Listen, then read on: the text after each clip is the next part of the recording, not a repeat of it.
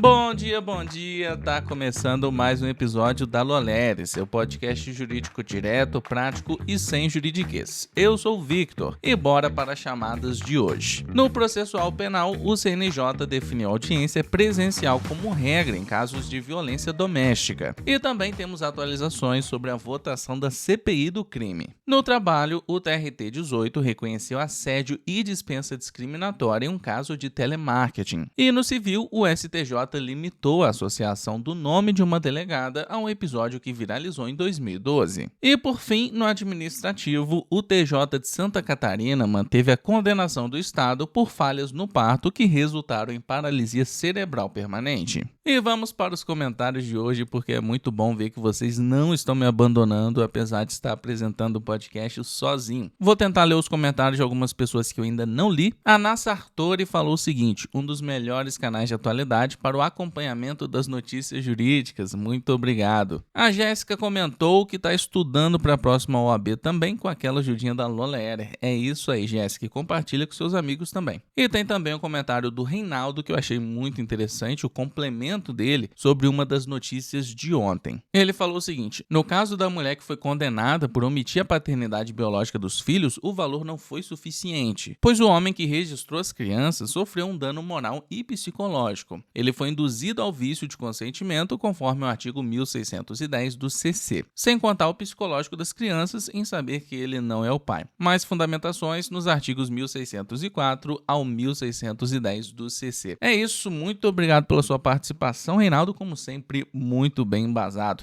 E a Bela também trouxe um outro complemento jurídico muito interessante que vale a pena vocês dar uma olhadinha depois. Mas bora pro episódio de hoje. Peguem um café, coloquem o fone e vamos entender como essas decisões estão mudando o direito no Brasil e no mundo.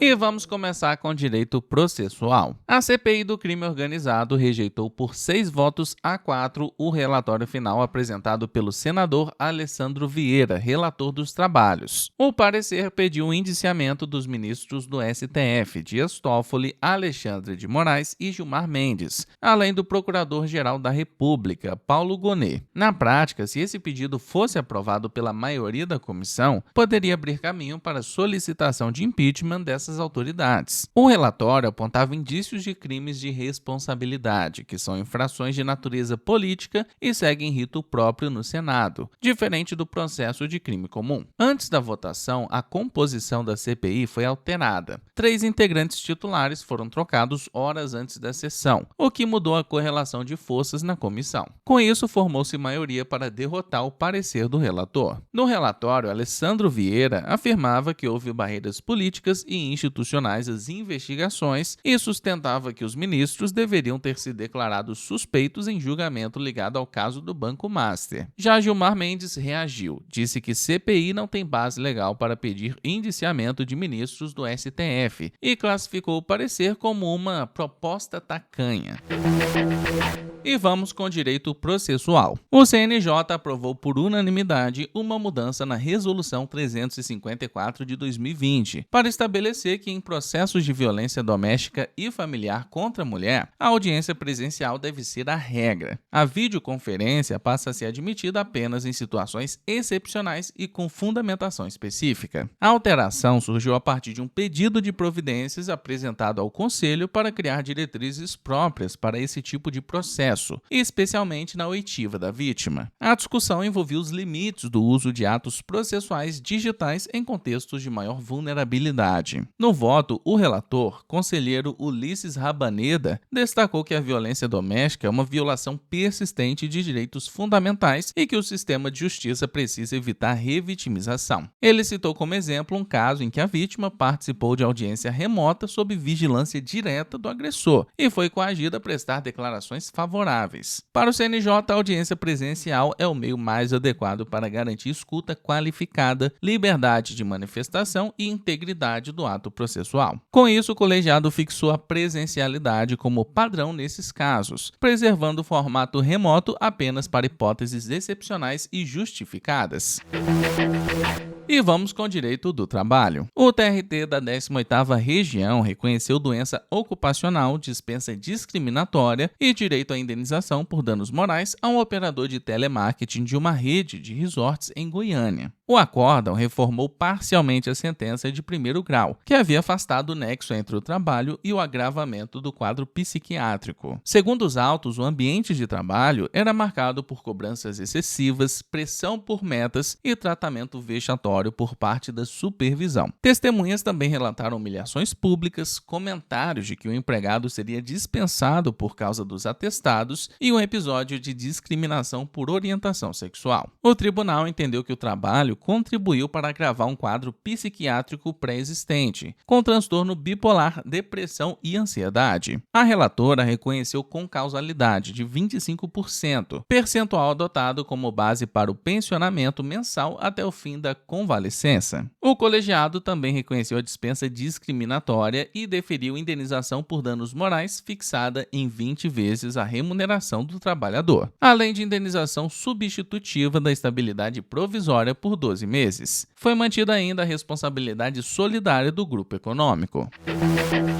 E vamos agora com direito civil. A terceira turma do STJ manteve a retirada parcial de resultados de busca envolvendo uma delegada que viralizou em 2012. A medida não apaga os conteúdos, mas limita a associação automática do nome dela ao episódio. Hoje, delegada no Pará, ela pediu à justiça a retirada de conteúdos e a desvinculação do nome dela de notícias e vídeos ligados ao caso, alegando prejuízo à imagem. A relatora, ministra Nancy Andrighi, afirmou que os buscadores não podem ser obrigados a remover conteúdos de forma genérica e sem indicação específica dos links, mas destacou que em situações excepcionais é possível a desindexação quando a busca é feita apenas pelo nome da pessoa. Como a autora não indicou com precisão todos os links, o STJ manteve a decisão do TJ do Espírito Santo, desindexação apenas dos endereços expressamente apontados, sem remoção do conteúdo e sem impedir o acesso por outros termos de busca.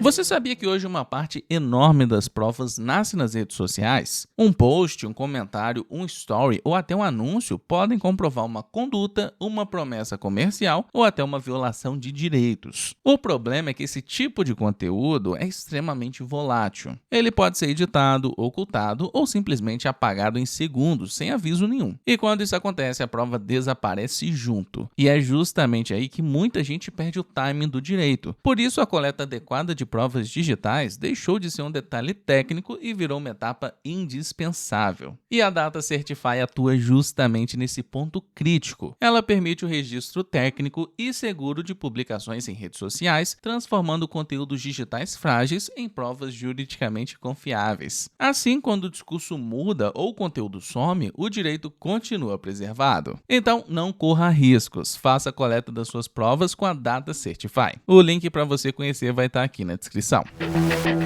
E no direito administrativo, o TJ de Santa Catarina manteve a condenação do Estado ao pagamento de R$200 mil por danos morais e ao custeio vitalício dos tratamentos de uma jovem que nasceu com paralisia cerebral após falhas na assistência ao parto em maternidade pública. Segundo os autos, a gestante passou mais de 12 horas em trabalho de parto. No período expulsivo, houve tentativa de correção manual da posição fetal e uso de fórceps, mas sem sucesso. Depois, o bebê entrou em bradicardia e a cesariana de emergência só foi realizada às 19h35. Para o tribunal, 2 pontos foram decisivos: a ausência de monitoramento contínuo dos batimentos cardíacos fetais e a demora entre a dilatação completa, às 18h30, e o nascimento. A perícia classificou esse intervalo como excessivo para um caso de sofrimento fetal agudo. A relatora aplicou a responsabilidade objetiva do Estado, com base no artigo 37, parágrafo 6º da Constituição. Foi mantida também a obrigação de custear o tratamento, com a ressalva de que o atendimento deve ser buscado